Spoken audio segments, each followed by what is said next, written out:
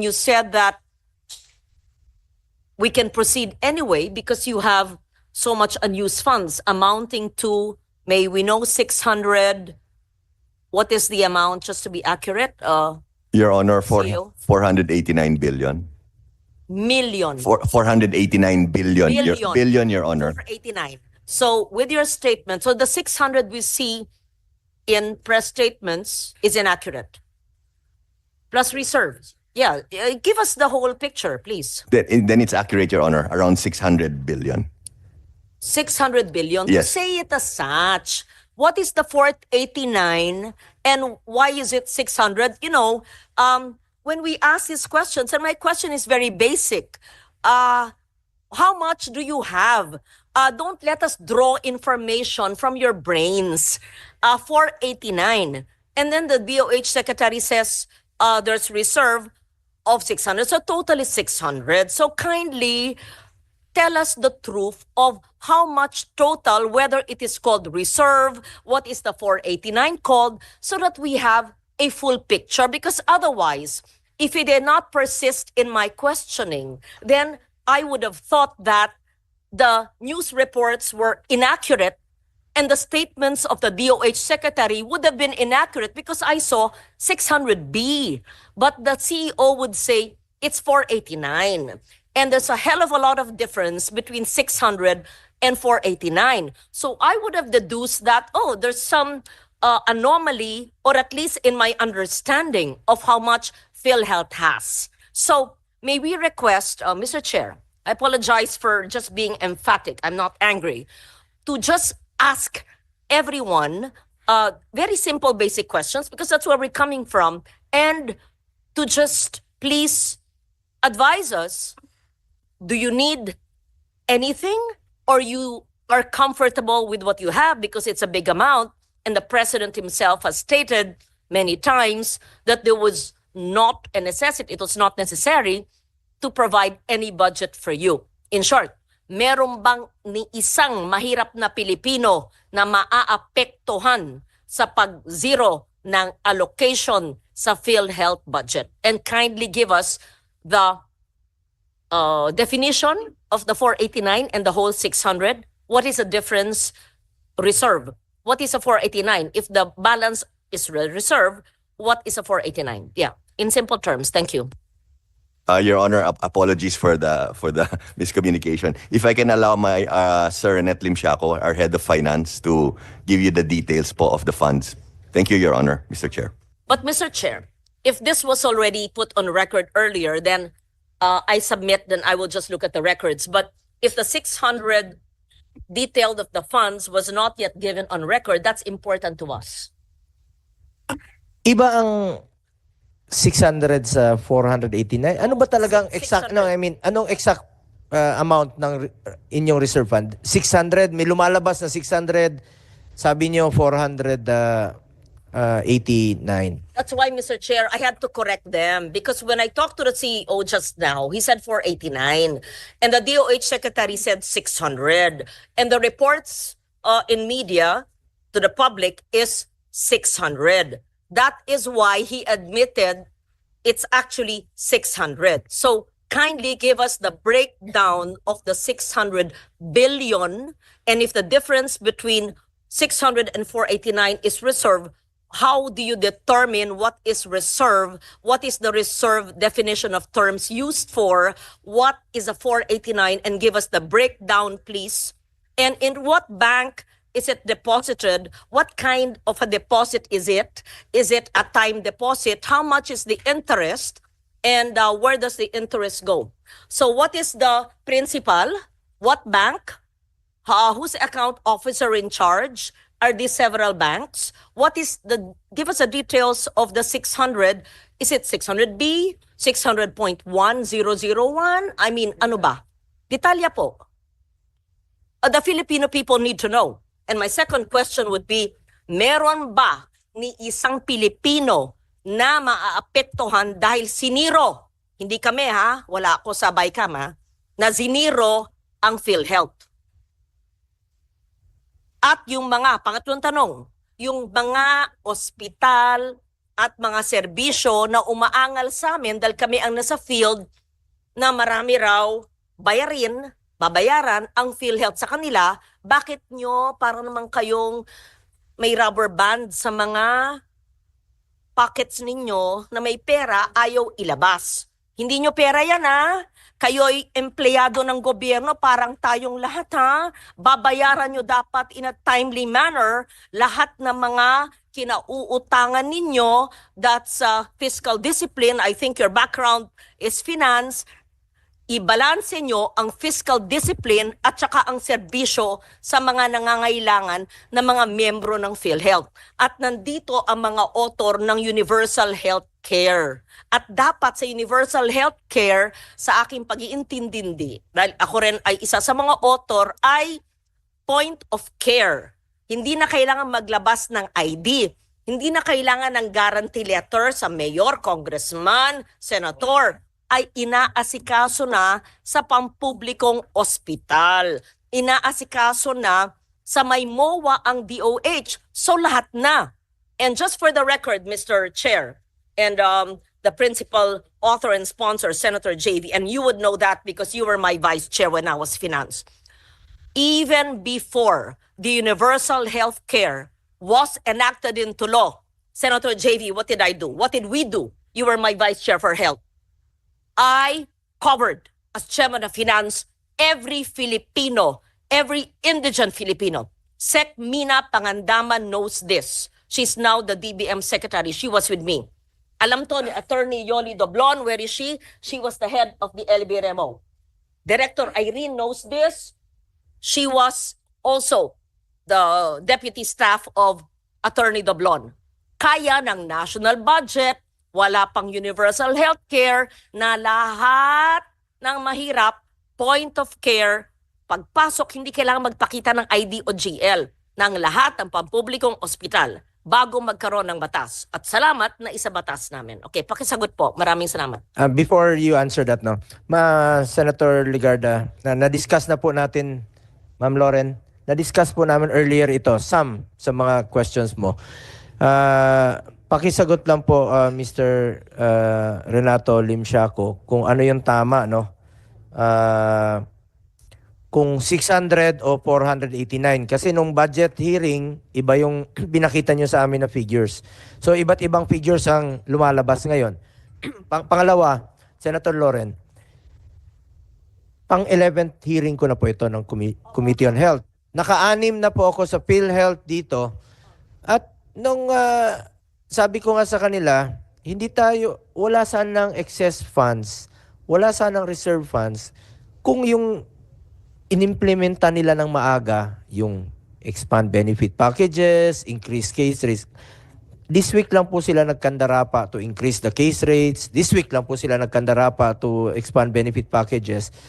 So kung inagahan yon, walang excess funds na wawalisin ng National Treasury, walang reserve fund na makikita, at maraming pasyente ang makikinabang, yung mga mahirap nating kababayan, kung inaksyonan po ito ng maaga. Anyway, sagutin niyo po yung katanungan ni Senator Lauren. Mr. Chair, pakisagot kasi lahat ng ating pinaikot-ikot dito, sabi nga nyo, 11 hearings na. Simple lang po ang tanong ko. Sa inyo po nang galing yung figures nyo. Meron kayong 600 billion. Sabi nyo, yung balanse, if you deduct magkano 600 minus 489, yung diferensya nun, investment, reserve. Definition of terms, ano po yung reserve? Tapos sinabi din nyo, meron kayong 489 billion sa investment portfolio. Gusto ko maintindihan, ano ba ang ibig sabihin ng investment portfolio? What is the nature of the investment? It has to be discussed. That is not your money, that is public money. What is the risk profile? How much is the forecast revenue and for what?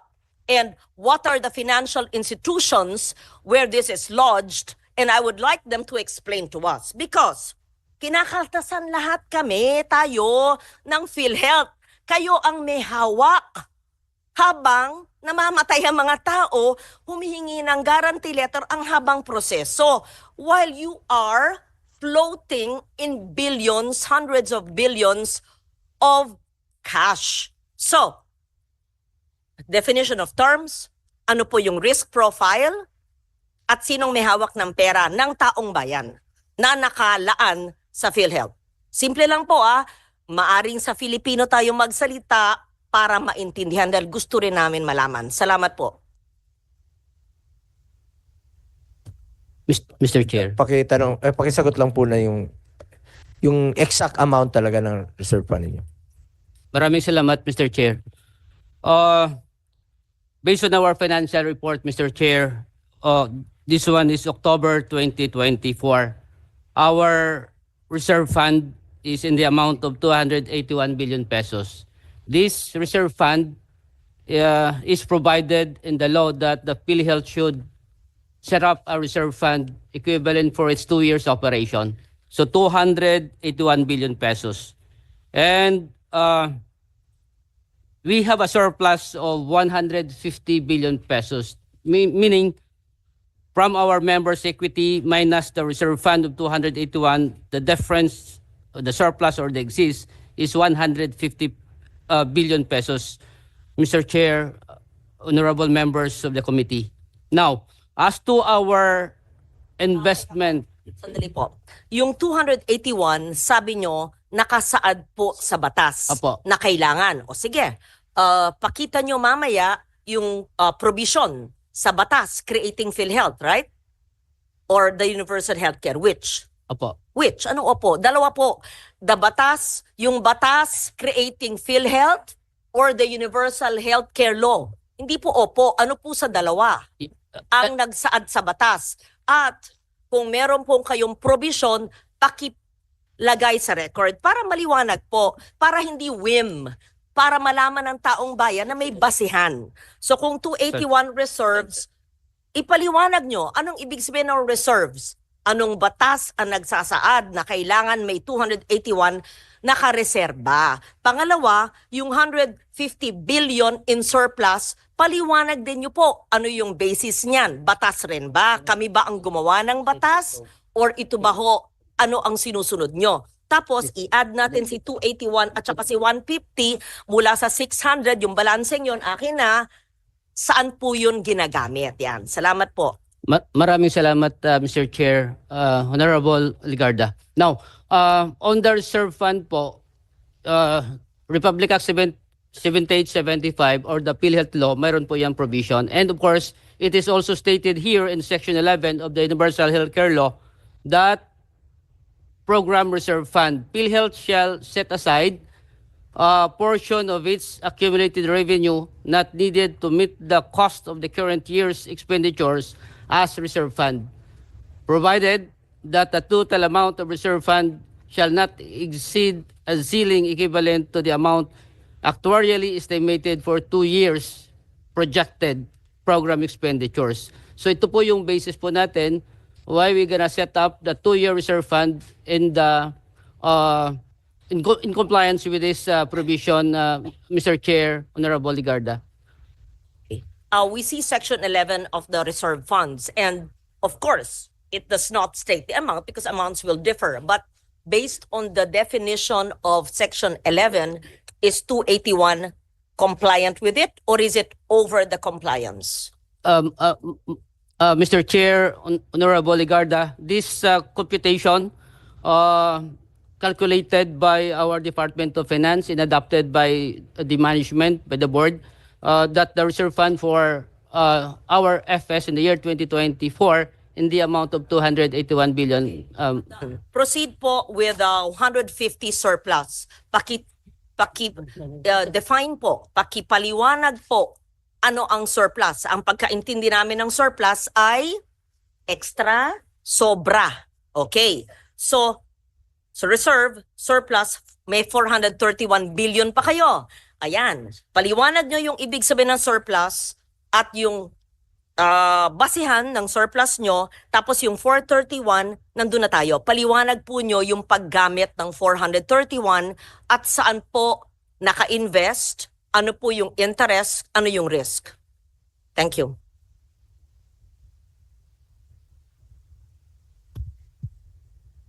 Maraming salamat, Mr. Chair, Honorable Ligarda. On the part of the surplus po, I initially in the year December 2023, wala ho tayong na-set up ng ganito. The initial that we have reserved ay 464 billion pesos. Now, with that computation of the EOF and adopted by PhilHealth, so yung sobra doon ay yun ang tinatawag natin na surplus. Now, for year 2024, sa beginning balance, in-add natin po yung income of PhilHealth na as September mayroon ho tayong 46 billion. Binawas po natin din dito yung compliance to the Department of Finance Circular 003-2024 and the special provision of GAA 2024 that 89.9 billion pesos, Mr. Chair, Honorable Ligarda. So suma total, yung lumalabas sa figure po natin dito ay isang 150 billion pesos. So ito po, yung 150 billion pesos po ay po pwede po natin to improve our benefits or to reduce our contribution. So this is the reason why, Mr. Chair, Honorable Ligarda, that in the year 2025, our board approved already our budget in the amount of 284, sourced out from the following, Mr. Chair, Honorable Ligarda, from the direct contributors of 203 billion and from investment of 20.7 billion and our surplus as of October 31, 2024 of 150 billion. So 373 billion, Mr. Chair, Honorable Ligarda, is our source of income in our COB, Corporate Operating Budget, in the year 2025, approved by the board of the amount of 284.1 billion. Mr. Chair, Honorable Ligarda po. Iwanag pong sinabi nyo na yung 150 billion na surplus funds ay para lumiit ang contribution ng membro. Opo. Okay. Ano po ang ginagawa ninyo para lumiit ang contribution? Pangalawa, at ito ba'y na-implement na? Pangalawa, sabi nyo para mag-improve ang services. Anong karagdagan benepisyo o services ang mabibigay nyo sa taong bayan dahil yun ang pakay o gamit ng 150 billion? Thank you. Maraming salamat po. Honorable Mr. Chair, Honorable Ligarda, on the part of... The questions, what is your position? Can I see? Senior Vice President, Mr. Ledesma, are you familiar with these issues or you're new so you're leaving it to your SVP? I can answer the issues, Your Honor. It's just that for the finance-related issues, I felt... Okay, feel free to answer, please. And Mr. I can't see the person answering. Mr. Limishaco has been with PhilHealth for a while. Okay. Oh, both of you can answer, please. Yeah, thank you. Maraming salamat po, Honorable Ligarda. On the part of PhilHealth po, as provided by law or ang nakalagay. So we are more on the expansion of benefits.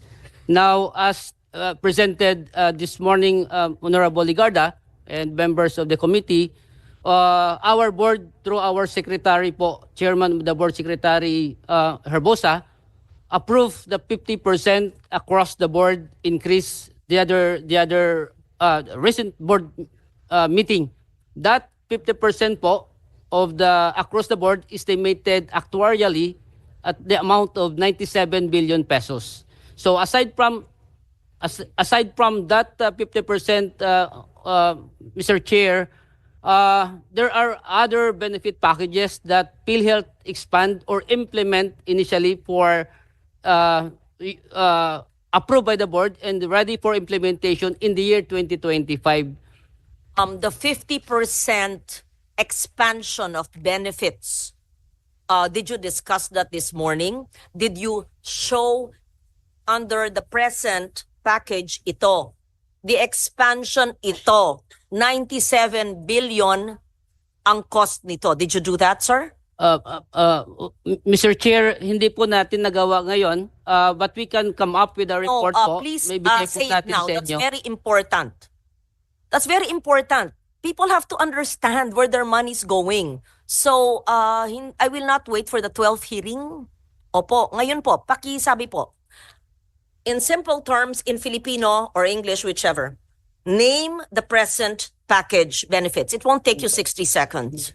And what are the expanded benefits for the expanded package, and why will it cost us or the Filipino people 97 billion? Please explain. And this is 97 billion from the 431 billion or from the annual contributions? Will it eat up into the 431 or will it eat up into the 150 billion surplus, or will this be an annual 97 billion in the coming years? I want to understand. Mr. Chair, Madam Senator, I just want to mention, no, to add what Sir Net mentioned earlier. So we did a 50% increase 2 nights ago during our last board meeting chaired by Secretary Herbosa. Last February 14 of this year, Mr. Chair, we also did a similar 30% increase almost across the board. So we did a 30%, Mr. Chair, Madam Senator, on February 14, and we did an additional on top of the 30, 50% 2 nights ago. So for a total, Madam Chair, of 80% increase. Sa screen. O yan, yung kanina, pakibalik po. So gusto namin makita yan. Nung Pebrero, 30% increase for case rates. Tapos, nung Abril, ang ibig sabihin yan, sinakop na ang breast cancer. Tama ba yung aming intindi? At saka yung mga nakalista dyan? Actually, Madam Chair, correct. Madam Chair, if I can mention very quickly, when we say increase almost across the board, that means almost, we have a total of 9,000 case rate packages, Mr. Chair. So when I say almost across the board, halos lahat po ng 9,000 po nakasakop doon. So Ibig sabihin yung 9,000, what are you referring to? we have different cases or case rate packages. Iba-iba po yon. Ang total niyan po, 9,000. So pag sinabi po namin almost across the board or across the board, sakop po, lahat po yung 9,000 na yan po. 9,000 packages? Yes po. There are Packages. 9,000 individual, different case packages. Yes Case po. packages. Yes po. At ang dami naman klase. Marami po yan po. Iba-iba. May mga nuances, iba-ibang. Marami talaga po eh. Ganun Okay. po talaga. So, ibig nyo sabihin, yung 9,000, anong tamang salita? Package o case rate? case rate or benefit packages. Ayun na lang. Simplehan natin. Benefit packages na lang, ma'am. To communicate po tayo sa taong bayan, yung maiintindihan. Eh kami mismo, hindi namin, kung tatlo ang definition of terms, pareho palang ibig sabihin. Di yung benepisyo, yung di ba? Mas madaling intindihan. Benefit packages. Case. Yes po. Eh kaso ba? O ano ba? Yung anong tanong yung isa? Ang gulo nga eh. Benepisyo. Ayan. Meron po tayong 9,000. Benepisyo. Package. Ayun. 9,000. Iba-iba. Nag-approve po kayo ng 30% na increase. Lumaki sa benepisyo Yes po. Last February 14 po. nung Pebrero. Ano po ito? Anong saklaw? Ano po ang example ng inyong 30% in-increase? Hindi ba nyo babasahin lahat? O kung, example lang, 1, 2, 3. Para maintindihan po natin. In short, kung dati wala, ngayon, sa 9,000 benefit packages, sakop na ito. Ano po yon? Tapos, nung isang gabi, nag-approve pa po kayo ng 50% over the 30%. Ito yung cost. Ano po yun? Yun, example lang. Example po, ma'am. Pneumonia, ischemic stroke. Hindi cover the pneumonia. Meron po, pero in-increase po namin. In-increase Covered na po ang- dati, pero yung amount, in-increase po Okay, namin. magkano yung amount ng pneumonia bago ng February 2024? At nung Marso 1 ng taong ito, magkano na po ang pneumonia? Dahil napakalaganap ng pneumonia. Actually, Senator Laura, ito yung diniscuss namin kanina na napakaraming case rates na dapat nilang in-increase na noon pa. Sabi nila, 9,000 case rates daw yung pinag-aaralan nila. Meron nga po akong hinalimbawa kanina, Senator Loren, na meron pong mag-asawang pulis, ang kinakaltas sa sweldo nila, 3,006 a month, both of them, no? 43,000 ang na-contribute nila sa PhilHealth. Tapos nung nanganak yung asawa niya, 20,000 lang, nalugi pa sila sa kanilang na-contribute for the year. Sagot po Yearly yun. That's why we want to understand. Iyon ang what hindi pa will niya you say? nasasagot. Kanina ko Sagutin pa ko, Kaya tinanong. nga tinatanong ko po, yung 30% nung Pebrero at yung 50% ngayon. Aba, magandang pakinggan. 80%. Pero anong ibig sabihin nun? Anong benepisyo po sa mahirap na pamilya? Ayun, pakiliwanag po. Bakit naman? Kanina may ibang sumagot, ngayon ibang sasagot. Ano ba ito? Diba? Madam Chair, because COO, our Chief Operating Officer, is the one who oversaw all of the Sige increase. po, sige So po. with your Nakikinig permission po. kami. Thank you Okay. po. Salamat Yung po. 30%, example, pneumonia sinabi po nyo. Dati naman covered na, pero explain to us please. When you increased in February and when you increased the other night, ano pong ibig sabihin nun? Mr. Chairperson, Honorable Senator Legarda, yung case packages po, all case rates na lang po, isang term lang gamitin, all case rates, ang coverage po ito is lahat ng diseases and lahat ng procedures, lahat ng surgeries na ginagawa. Ito po yung case rates para again sa lahat ng sakit and lahat ng procedures, including surgical procedures na ginagawa sa hospital, sa facilities, sa lahat ng accredited na healthcare provider. So, meron pong more than 9,000 case packages and in-increase po lahat ng case packages, in-increase natin ng 30% across the board. Lahat po. May exception lang po yung inuna natin na pag-increase dahil covered sila ng top 10 most burdensome disease. Hiniwalay po natin ito. So, at present po, nag-increase tayo ng 30% across the board. Kasi hindi natin maintindihan ng mga across the board 30%. Yung pneumonia nga, bago mag-Febrero 2024, covered na po ang pneumonia, magkano po? Tapos, nung ginawa nyong nag-increase ang 30%, nag-increase pa ng 50%, magkano na ang coverage pag pneumonia? Yan ang, pneumonia na muna. Opo. For example po, yung pneumonia is 10,000 ang coverage po ng PhilHealth. For example, 10,000. Pag-implement po natin ng 30% across the board, including pneumonia, nag-increase po tayo ng 3,000 sa 10,000. So, naging 13,000 po. So, nag-increase po tayo ng 50%. It's 50% of the 10,000 or 50% of the 13,000? 50% of the 13,000 po. So, naging 19,500 na po. Almost double po. This will apply to all government hospitals, whether national, DOH retained, or LGU hospital, Lahat right? po ng accredited ng PhilHealth. Maski na pribadong ospital, basta accredited ng PhilHealth. So ang pneumonia po, 19,000. Example lang po yung para klaro po yung computation. Yes, example. Sabi natin, heart, ayan, cardiac issue. Magkano po? Bago mag-Pebrero at saka Disyembre. Ano po ang coverage?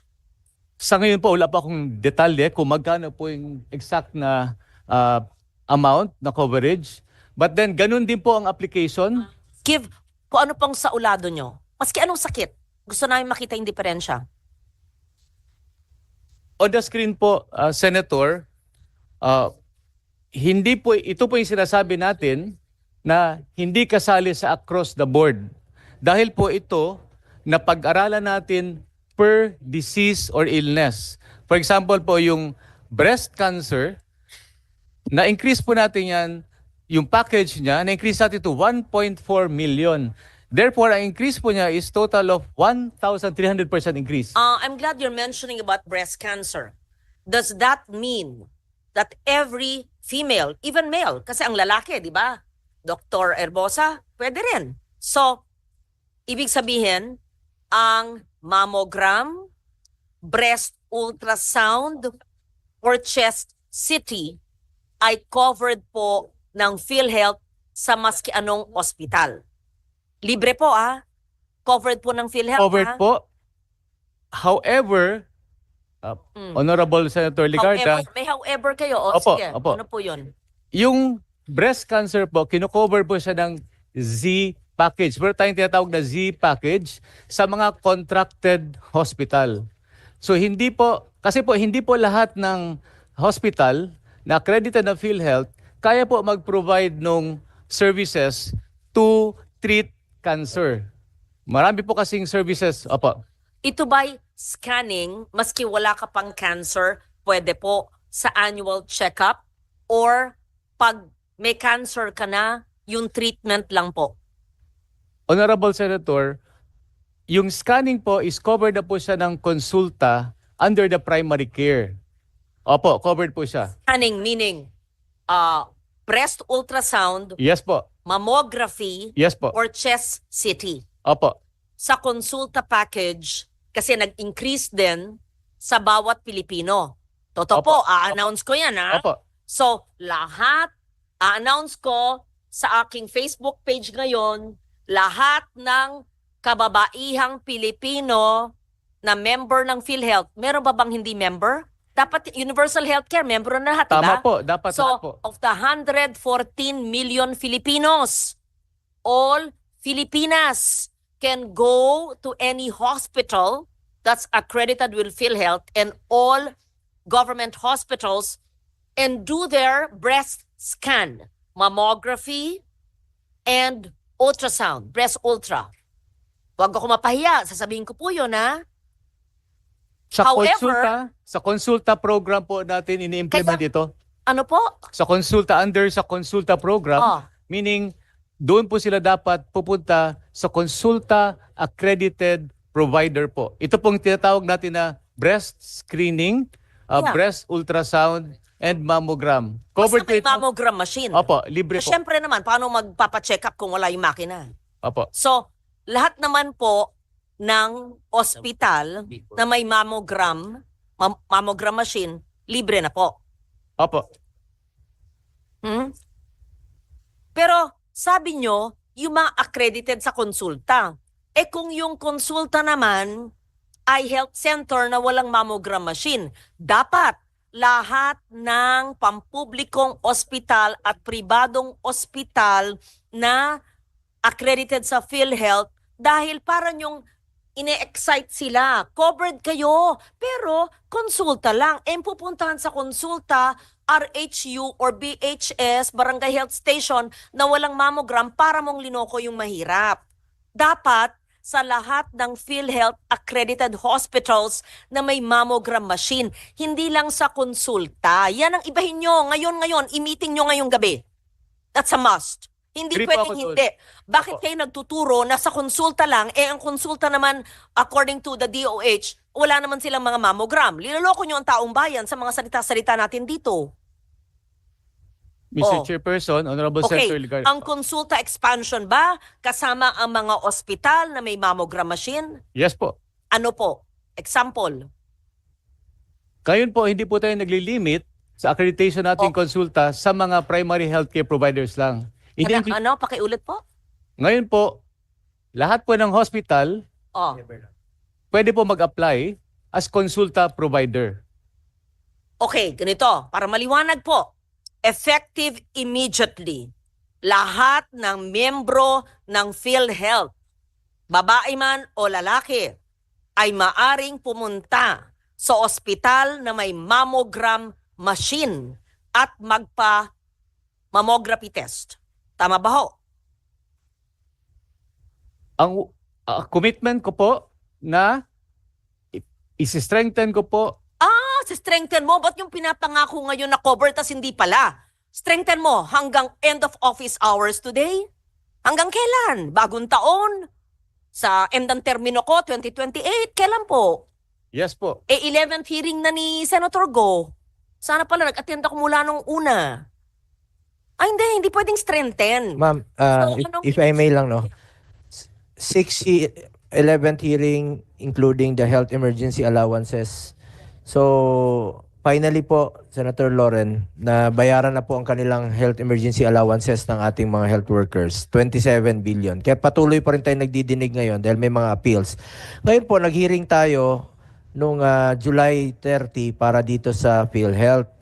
So sabi ko nga sa kanila, ang tinanong ko kanila sa PhilHealth na hindi pa rin nila sinasagot, kung inagahan ninyo ang pag-expand ng benefit packages, pag inagahan ninyo pag-increase ng case rates, wala sana silang excess funds at saka reserve fund. Paulit-ulit tayo rito Dapat inagahan nyo po ang pag-implement.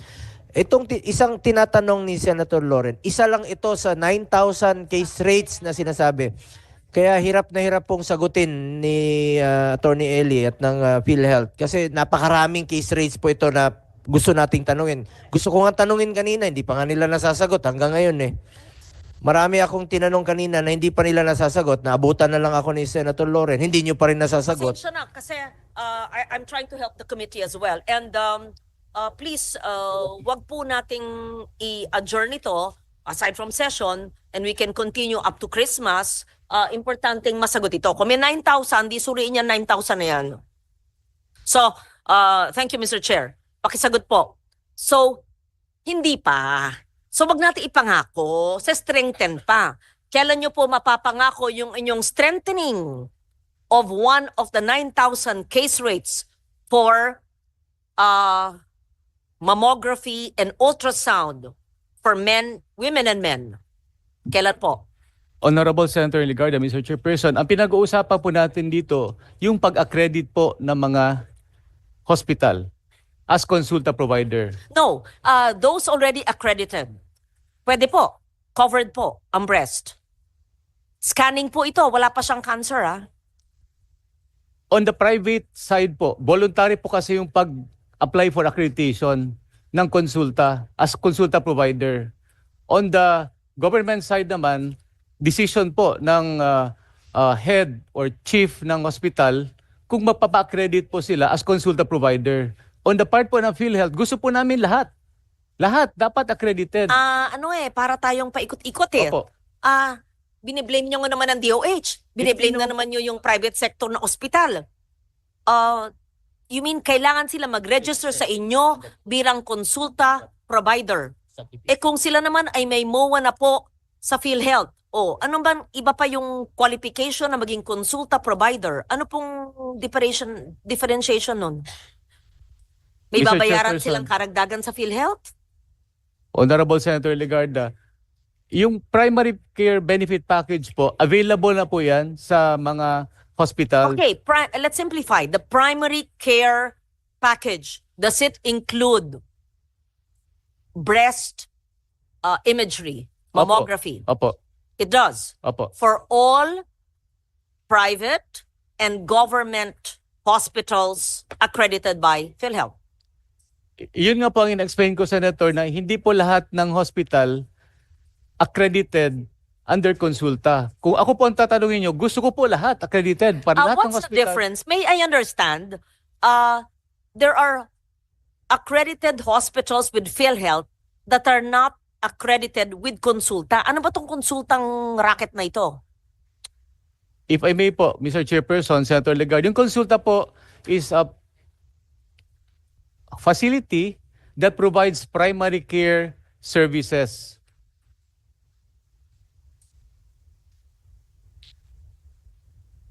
And yung mga level 1, level 2, level 3, and Apex hospitals po, nagpo-provide ng inpatient services. Simplified. One sentence lang. How do we ensure that the majority, if not all, of our female population have access to mammography and breast ultrasound for screening even before they contract, hopefully not, breast cancer. I-accredit po natin lahat ng mga ospital po. But those already accredited, the women can avail. As consulta provider po. Yes So po. yes na nga. Opo, yes po. Ano ba yung konsultang yan? Ba't ang tawag nyo konsulta? Yeah, primary care benefit. The consulta package is a primary care benefit package of 1,007 per ulo or per person na i-register in a primary care facility. And then you pull that amount of money, for example, 20,000 per doctor. You pull that millions and the local government should be able to provide services, laboratory and whatever. So kulang talaga kasi a mammogram is 4,000 pesos in the private sector. Maybe in the public sector, makuha mo libre kung indigent ka. Pero sa private sector, magbabayad ka minimum 4,000. And every woman, every Filipino woman at age 40 needs one every year. So gusto ko lang at least, I am with you, ma'am. Alam ko yung Oh, gusto na. po nyo, iniintindi ko lang si PhilHealth, magulo sila kausap. Ano ba talaga ang maaaring i-avail po ngayon as we speak ng gustong mag-breast screening? Yung mga konsulta, may konsulta package na ospital, pribado man o panggobyerno na accredited ng PhilHealth. At ito ba ho ay marami? At yung mga ospital ba ito ay meron pong mga makina? Or baka naman yan ang mga walang makina, wala tayong sinasabing pwede nilang i-avail. Honorable Senator Legarda, at present po, meron tayong 2,900 accredited consulta providers Okay. over the So country. meron. Apo. Yun nga, sa 2,900, ilan na may mammogram? Hindi po lahat. Hindi Kaya po lahat nga, may mammogram. Ilan nga dun? At I assume po na lahat capable dahil accredited. Okay, I will let you go on that. Please give us the list of all PhilHealth accredited medical institutions, hospitals that have consulta packages, that have working machines for breast screening. We'll submit. Post it Honorable on your Senator. Facebook page and any PhilHealth member can avail. Tama po? Okay. At ang advokasya po natin, lahat sana magmembro. Ganun ba ho? Opo. Magmembro. Hmm? Yeah, Marestrado. Okay, next. We now proceed with the increase in your 150 billion that you said will increase the packages. So 30%. Okay. Then the other night, someone said, the CEO said that you increase it by 50% more, right? Which will cost you 97 billion. Who will answer the question? What is this 97 billion? Will it come from the 150 billion that we're talking about, which is part of your 600? Or is it going to be part of your annual collections so that it will be covered? So that we understand, sir.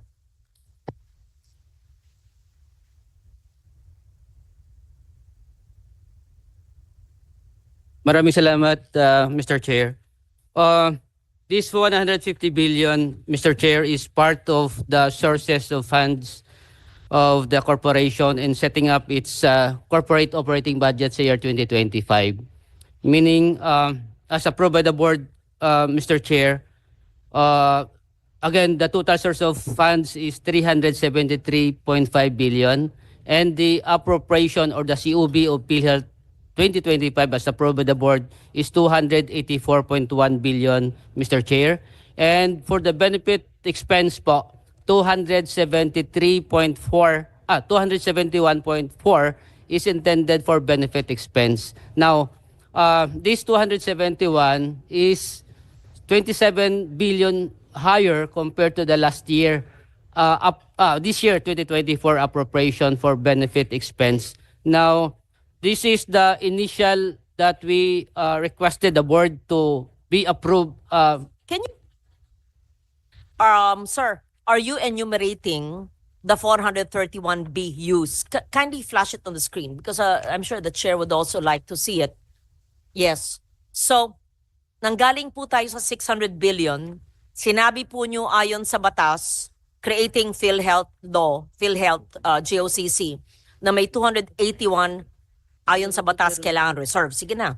Tapos yung 150 billion surplus na sinabi nyo gagamitin sa pag-increase o expand, pamparami ng coverage at in-increase ang coverage ng mga benepisyo. Tama ba po? Opo. Ngayon, ang Opo. pinapaliwanag po nyo ay yung 431? Is that it? Sa COB pa to, ma'am, Madam, Mr. Chair, Honorable Ligarda, the corporate operating budget ready for implementation in the year 2025 po. Of which kung saan natin gagamitin yung itong ating 150 na surplus and the estimated revenue from direct contribution. Okay, good. We're still in the 150 surplus. Opo, opo. Okay, the 150B surplus would be to increase the benefit packages, what Opo. you call the case rates, and for operating budget. Opo. O, explain to us po the operating budget. Okay po. As provided in the law, Mr. Chair, Honorable Ligarda, PhilHealth can utilize 7.5% of its actual collection in the prior year, immediate prior year po, for our admin expenses. And it is composed of personal services, pangsweldo, and the maintenance operating expenses, of course, MOE, a total of 12.5 billion pesos in the year 2025 po. So this 12.5 billion is within the 7.5 limit of the corporation po, Mr. Chair, Honorable Ligarda. Total to 84 because it has part of it, the benefit expense. So, what part of the 150 surplus fund will be used for this operating budget? Our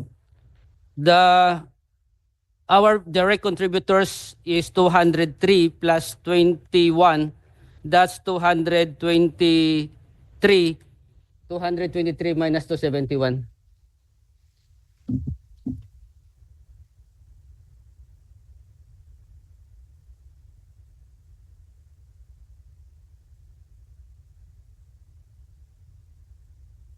$271 minus 223.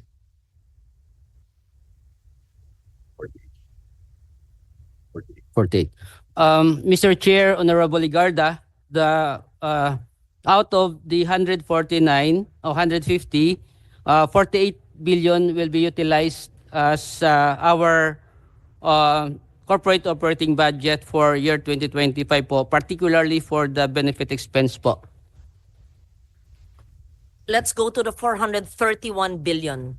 Pakipaliwanag po sa amin kung saan po ginagamit tong 431 at kung ito po ay tinatawag niyong investment portfolio, ano pong ibig sabihin ng investment portfolio o ito pa ang pangbayad sa mga ospital at sa mga beneficiaries? Paliwanag po niyo. Maraming salamat po. Mr. Chair, Honorable Ligarda, our investment portfolio is 489.5 billion as of November.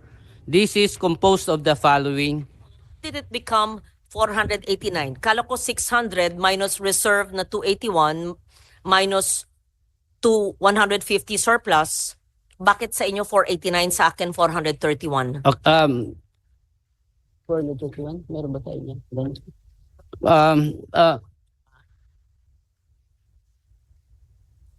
400. Sa inyo nang galing yung figures just now. 600, then 281 reserve, 150 surplus.